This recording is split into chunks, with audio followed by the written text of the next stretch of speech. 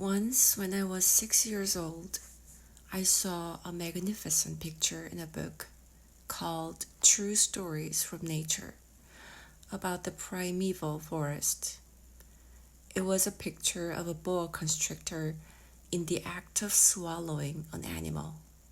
Here's a copy of the drawing. In the book it said, boa constrictors swallow their prey whole without chewing it. After that, they are not able to move, and they sleep through the 6 months that they need for digestion.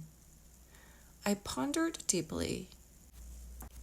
Then, over the adventures of the jungle, and after some work with a colored pencil, I succeeded in making my first drawing. My drawing number 1. It looked like this. I showed my masterpiece to the grown-ups and asked them whether the drawing frightened them. But they answered, "Frightened? Why should anyone be frightened by a hat?" My drawing was not a picture of a hat. It was a picture of a boa constrictor digesting an elephant. But since the grown-ups were not able to understand it, I made another drawing. I drew the inside of a boa constrictor so that the grown-ups could see it clearly. They always need to have things explained. My drawing number 2 looked like this.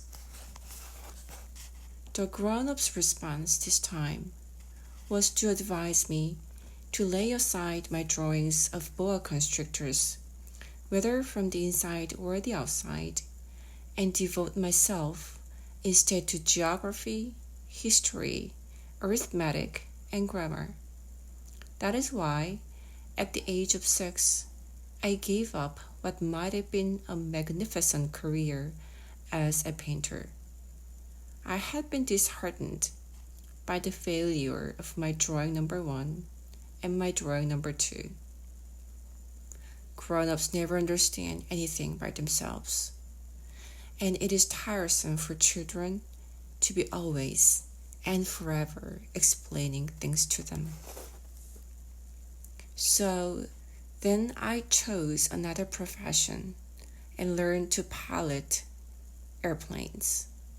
I have flown a little over all parts of the world, and it is true that geography has been very useful to me. At a glance, I can distinguish China from Arizona. If one gets lost in the night, such knowledge is valuable. In the course of this life, I have had a great many encounters with a great many people who have been concerned with matters of consequence.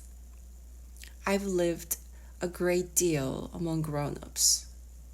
I have seen them intimately, close at hand, and that hasn't much improved my opinion of them.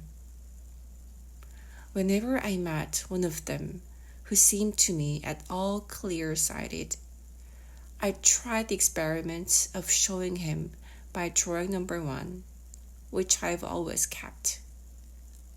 I would try to find out, if this was a person of true understanding.